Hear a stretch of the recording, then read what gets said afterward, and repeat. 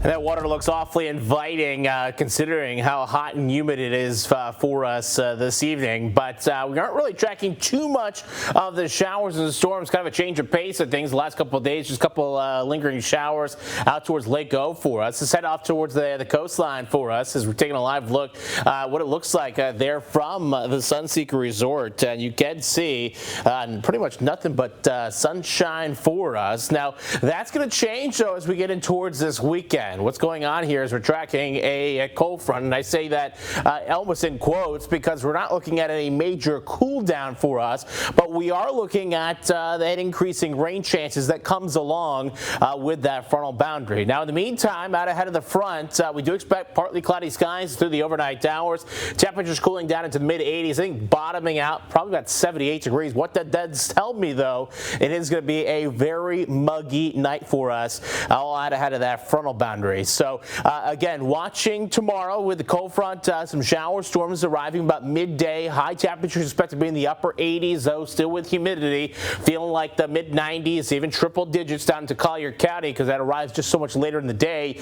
Still looking at a very toasty day the further south you get, and with lingering on in towards your Sunday. Do expect still some showers and storms for us both Saturday and Sunday. So let me time this all out for you here. Here's Saturday morning, 7 o'clock in the morning. There's that front off to the north of us. It doesn't arrive here until about late morning hours, and as it arrives south and pushes southward here, will be weakening. So while we are looking at showers and thunderstorms, probably best chance for see that in Charlotte and DeSoto County. By the time it reaches Collier, this thing is going to be falling apart. So not expecting a major rain event for Collier County tomorrow. That said, once you get in towards Sunday, that frontal boundary will kind of start to lift off to the north a little bit and trigger more showers and storms early in the morning.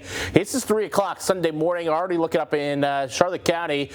Showers and thunderstorms, some of those on the heavy side into the early afternoon hours down into Naples by about midday. Then you dry things out. So I do expect the heaviest rain actually to be on Sunday, and that's where you are looking at maybe several inches of that much needed rain finally arriving to the coastal communities. And speaking of the coastal communities, you think I want to go boating this weekend? It's not going to be the best weekend for that, as we're going to be tracking those shower storms, especially in the morning hours of Saturday and Sunday. Maybe the second half of the day probably a little bit better off for you, but sea is going to be right around 2 feet and light chop on those inland waterways. Now, in terms of the week ahead, we are looking at more storm chances in the forecast, right around 60% coverage Monday, Tuesday, and Wednesday. This is going to be that more typical afternoon sea breeze variety of those showers and storms for us. But any little bit of rain obviously will help chip away at that ongoing drought. And again, that several inches near the coast